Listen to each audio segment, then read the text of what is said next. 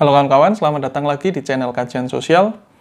Kita masih akan membahas bukunya Slavoj Žižek yang berjudul Panik. Masih ada 4 bagian yang belum kita bahas. Dan pada video kali ini, kita akan membahas 2 bagian, yaitu bagian ke-10 dan bagian ke-11. Memasuki bagian ke-10 yang berjudul Pengawasan dan Hukuman. Hal paling mengganggu yang dapat kita pelajari dari epidemi virus yang sedang terjadi adalah ketika alam menyerang kita lewat virus dengan melempar balik pesan yang kita buat sendiri terhadap alam selama berapa kurun waktu terakhir ini.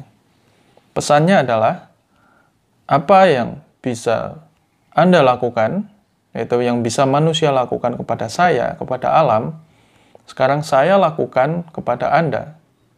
Apa itu? Tentu kita semua sudah punya jawaban di benak kita masing-masing. Ternyata penyebab dari segala kerusakan dan ketidakseimbangan ekosistem alam ini ternyata adalah disebabkan oleh manusia itu sendiri.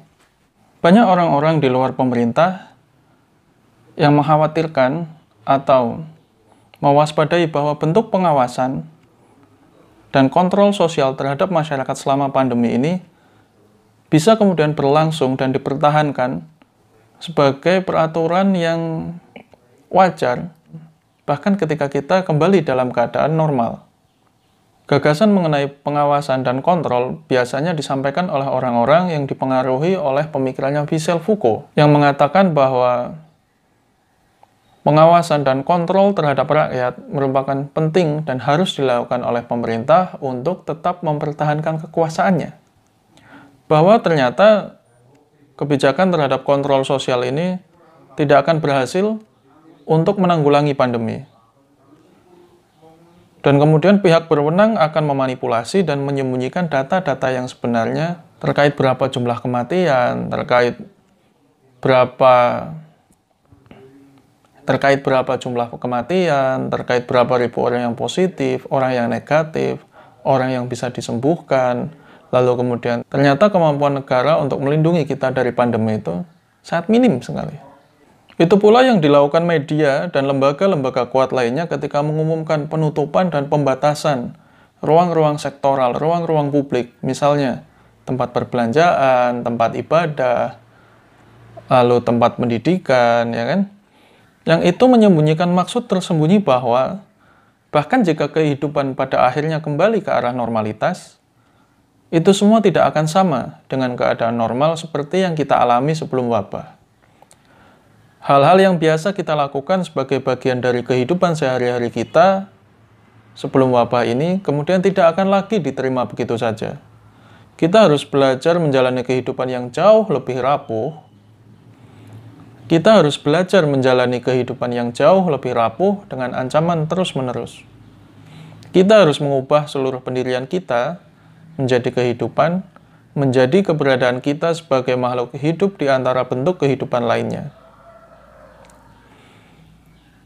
Jika kita memahami filsafat sebagai sebuah orientasi dasar kehidupan kita, maka dalam kondisi hari ini, kita dipaksa untuk mengalami revolusi filsafat yang sebenarnya. Untuk memperjelas poin ini, Žižek mengutip definisi populer mengenai virus, yaitu sebagai salah satu dari berbagai agen infeksi, biasanya ultramakroskopik yang terdiri dari asam nuklea, baik RNA atau DNA, dalam sebuah protein. Kemudian mereka menginfeksi hewan, tumbuhan, atau bakteri lain, kemudian melakukan reproduksi dalam sel hidup tersebut. Bahwa sebenarnya virus dianggap sebagai unit kimia yang tidak hidup, atau kadang-kadang hanya sebagai organisme hidup. Osilasi antara hidup dan mati ini sangat penting. Virus yang tak hidup atau tak mati dalam pengertian istilah-istilah ini, mereka menjadi entitas mati yang hidup. Sebuah virus hidup dalam upayanya untuk melakukan replikasi, kemudian menggerakkan kematian seperti halnya kehidupan pada tingkat pengulangan dan multiplikasi yang paling bodoh. Namun virus bukanlah bentuk dasar kehidupan yang berkembang lebih kompleks. Mereka murni parasit. Mereka mereplikasi diri mereka sendiri dengan menginfeksi organisme yang lebih bisa berkembang. Misal ketika virus menginfeksi kita manusia, kita hanya berfungsi sebagai mesin penyalin.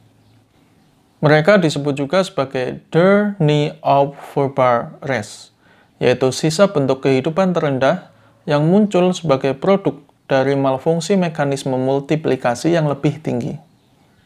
Richard Dawkins, seorang ahli ilmu biologi dari British, mengatakan bahwa ada yang lebih berbahaya dari virus yang membawa penyakit, yaitu virus yang ada dalam pikiran manusia, yaitu sebuah entitas parasit yang menjajah kekuatan manusia, kemudian menggunakannya sebagai sarana untuk melipat gandakan diri mereka sendiri.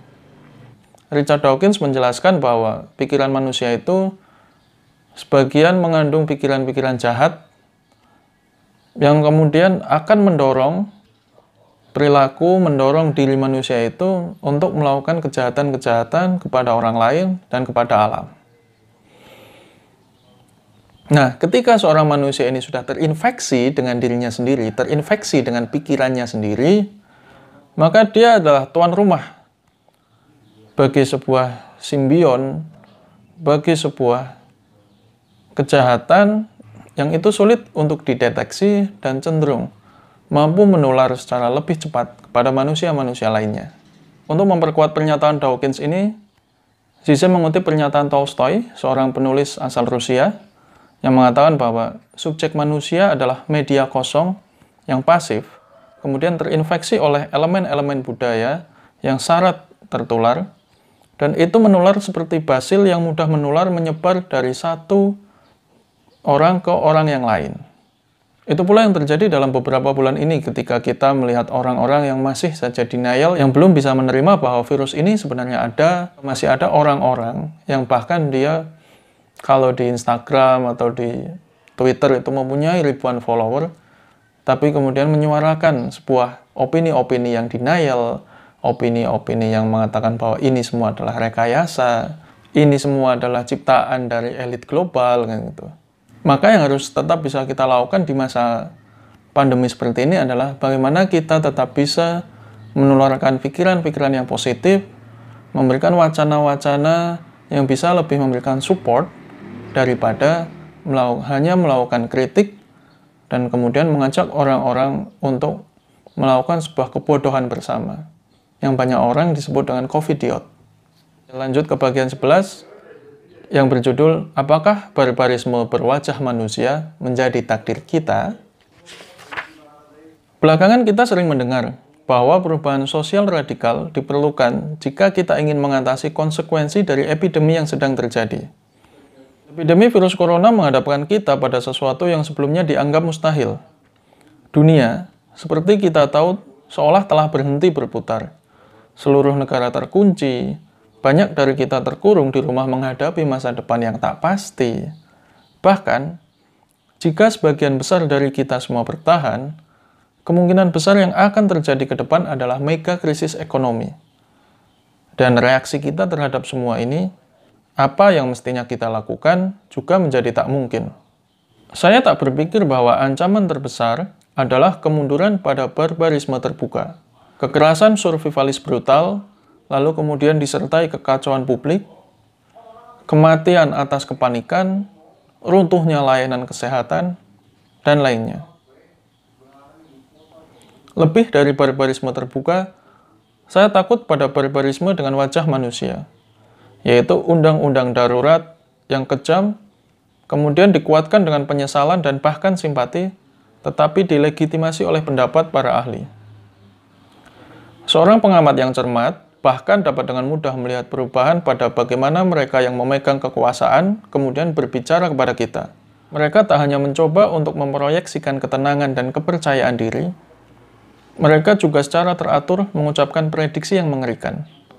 Pandemi ini akan memakan waktu sekitar 2 tahun dan virus pada akhirnya akan menginfeksi 60 hingga 70% populasi global dengan jutaan orang yang akan mati. Yang kita sudah menemui faktanya hingga hari ini. Singkatnya, pesan para pemegang jabatan ini mengatakan bahwa kita harus membatasi landasan etika sosial kita, yaitu merawat yang tua dan yang lemah.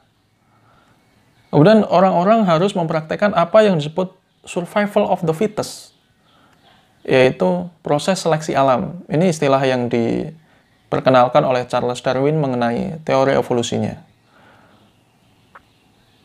Bahwa siapa yang kuat, siapa yang bisa bertahan dari serangan virus ini, itulah yang masih akan bisa tetap hidup untuk melanjutkan kehidupan yang mungkin akan ada bencana lanjutan jika kita tidak pernah bisa memperbaiki hubungan kita dengan lingkungan. Logika survival of the fittest ini sebenarnya melanggar prinsip dasar dari etika militer yang memberitahu kita bahwa pada pertempuran apapun, pertama orang yang harus dirawat adalah yang terluka parah, sekalipun kemungkinan menyelamatkannya itu sangat kecil. Orang harus menyiapkan obat-obatan untuk memungkinkan kematian tanpa rasa sakit bagi orang yang sakit parah itu, untuk menghindarkan mereka dari penderitaan yang tak perlu. Jadi prinsip pertama mengobati seorang ini bukan bagian dari sebuah penghematan, tapi sebaliknya, yaitu sebuah bantuan tanpa syarat yang terlepas dari biaya apapun, menolong mereka yang membutuhkan, untuk memungkinkan kelangsungan hidup mereka, bahkan jika kemungkinannya hanya 0,1%. Pada hari-hari terakhir ini, kita mendengar berulang kali media dan para pejabat memberikan tanggung jawab secara pribadi kepada kita semua dengan kewajiban untuk mengikuti aturan-aturan yang baru. Misalnya, mematuhi protokol kesehatan, mematuhi aturan-aturan di PPKM level 4. Media penuh dengan cerita tentang orang-orang yang bertingkah laku buruk dan menempatkan diri mereka sendiri dan orang lain dalam bahaya. Misalnya seorang pria yang terinfeksi kemudian menolak untuk dikarantina, orang-orang yang masih tidak percaya terhadap vaksin, dan bahkan ketika mereka dijadwalkan untuk vaksin, sebagian dari mereka tidak ada yang berangkat. Dan fokus pada tanggung jawab individu seperti ini, sampai pada taraf tertentu, ini akan mengaburkan pertanyaan-pertanyaan yang lebih besar tentang bagaimana mengubah seluruh sistem ekonomi dan sosial kita. Karena perjuangan melawan virus corona ini hanya bisa dilakukan bersama, sembari melakukan perjuangan melawan mistifikasi ideologis. Dan ini sebagai bagian dari perjuangan ekologis umum. Seperti yang kita ketahui bersama, bahwa penularan penyakit COVID-19 atau SARS-CoV-2 ini yang sebenarnya berasal dari satwa liar yang kemudian menjalar ke manusia, merupakan dampak tersembunyi dari pembangunan ekonomi manusia. Ada begitu banyak dampak lain yang kini masih mengancam kita di setiap lingkungan kita. Dan ini merupakan kesalahan manusia sendiri yang menciptakan habitat di mana virus ditransmisikan dengan lebih mudah dan kemudian tiba-tiba terkejut melihat sebuah perubahan. Jadi sebenarnya tidak cukup hanya mengumpulkan semacam perawat kesehatan global untuk manusia. Tapi kita juga harus memperhitungkan bagaimana kita bisa merawat kesehatan alam. Misal bagaimana jika tiba-tiba virus menyerang tanaman. Virus menyerang padi, menyerang singkong, kentang, dan semua bahan makanan yang manusia butuhkan. Lalu apa yang bisa dilakukan oleh manusia? Apa yang bisa dilakukan oleh para aristokrasi, oleh para konglomerasi dengan uang mereka, dengan uang kertas itu, atau uang-uang yang dicatatkan dalam dompet digital mereka? Nonsense, man. Seorang ekonom sumber daya lingkungan, Marshall Burke, mengatakan ada hubungan yang kuat antara kualitas udara buruk dan kematian dini karena menghirup udara. Dan sebuah paradoks pertanyaan yang muncul adalah, apakah nyawa yang diselamatkan dari pengurangan polusi yang disebabkan oleh gangguan ekonomi dari COVID-19 ini melebihi angka kematian akibat virus itu sendiri? Secara konservatif, Zizek mengatakan bahwa ya, dengan pengurangan tingkat polusi 2 bulan saja, ada kemungkinan untuk menyelamatkan nyawa 4.000 anak di bawah umur 5 tahun dan memperpanjang angka kemungkinan hidup dari 73.000 orang dewasa di atas 70 tahun. Di masa awal pandemi kemarin, Zizek mengatakan bahwa kita terjebak dalam 3 krisis multidimensional. Yang pertama adalah krisis medis, yang kedua krisis ekonomi, dan yang ketiga adalah krisis psikologis yang menimpa umat manusia. Namun setelah 1 tahun lebih berjalan, saya akan menambahkan 1 krisis lagi, yaitu krisis pendidikan. Melakukan pembelajaran secara online dengan memaksa para peserta didik untuk menatap gawai secara terus-menerus dan para guru yang harus memberikan instruksi dan penjelasan melalui teks-teks WhatsApp atau sambungan video call itu masih menjadi solusi untuk melakukan transfer pengetahuan. Tetapi bagaimana dengan transfer nilai, moral value, dan sikap? Dan itu semua yang menyebabkan banyak pengamat pendidikan mengatakan bahwa hari ini kita berada dalam zona merah pendidikan. Pembelajaran secara online yang terbatas melahirkan apa yang disebut dengan lost generation. Sebuah generasi yang hilang, di mana secara sikap, secara kepribadian mereka tidak mendapatkan perkembangan yang signifikan. Bahwa kemudian ini mengembalikan kesadaran kepada kita semua, tanggung jawab pendidikan tidak serta-merta dibebankan kepada sekolah. Karena tanggung jawab pendidikan seharusnya adalah tanggung jawab dari keluarga. Anak di desa yang kemudian biasa belajar di surau, belajar pendidikan agama bersama tokoh agama di kampung mereka, kemudian dipaksa untuk bersekolah, untuk mendapatkan pendidikan formal. Pemaksaan anak-anak untuk mengikuti pendidikan formal ini kemudian merubah paradigma dari keluarga bahwa tanggung jawab keluarga mengenai bidang pendidikan adalah tentang pembiayaan. Lalu kemudian bagaimana ayah dan ibu bekerja keras untuk mendapatkan uang untuk bisa menyekolahkan anak-anak mereka. Padahal kita semua tahu bahwa Ki Hajar Dewantara mengatakan ujung tombak dari pendidikan untuk anak-anak adalah keluarga dan lingkungan sekitar mereka. Bagaimana mereka bisa belajar mengenai attitude dan perilaku yang khas dari kelompok mereka itu, kemudian pengetahuan-pengetahuan dan melakukan aktivitas mata pencaharian, dan itu kemudian direduksi oleh Orde Baru dengan kurikulum yang sifatnya terpusat, sentralistik, dan cenderung Jawa sentris, sehingga itu kemudian mereduksi kearifan-kearifan lokal yang ada pada setiap wilayah masing-masing itu. Oke, lanjut. Bahwa koordinat dasar dari kehidupan sehari-hari jutaan orang terpecah belah, dan perubahan akan mempengaruhi segalanya. Kita harus belajar berpikir di luar koordinat pasar saham dan laba, kemudian menemukan cara lain untuk menghasilkan dan mengalokasikan sumber daya yang diperlukan. Misal ketika pihak berwenang mengetahui bahwa sebuah perusahaan menimbun jutaan masker, dan menunggu saat yang tepat untuk menjualnya, bahwa itu merupakan contoh dalam kondisi darurat kesehatan saat ini, bagaimana sektor-sektor dan layanan-layanan yang berhubungan dengan kesehatan seperti pengadaan masker, lalu kemudian tabung oksigen, itu harus dilakukan oleh negara sebaik-baiknya untuk kemaslahatan rakyat dan negara agar bisa mengendalikan penyalahgunaan ataupun upaya-upaya orang-orang yang mau mengambil keuntungan atas kesengsaraan orang lain. Ketika Zizek baru-baru ini menyarankan bahwa jalan keluar dari krisis adalah bentuk komunisme, dia ditertawakan di banyak tempat. Zizek mengatakan bahwa dalam situasi pandemi ini kita harus mempraktekkan bagaimana sistem kesehatan yang baik dan sistem informasi dipraktekkan secara menyeluruh dari pemerintah terhadap rakyatnya. Tidak cukup hanya dengan mengisolasi dan bertahan hidup, bahwa pemerintah juga harus memastikan layanan publik dasar harus terus berfungsi. Listrik, air, makanan, dan obat-obatan harus terus tersedia. Kita juga akan membutuhkan daftar siapa mereka yang telah pulih, dan untuk berapa waktu kekebalan mereka dapat dimobilisasi untuk pekerjaan umum yang mendesak. Ini bukanlah visi komunis yang utopis.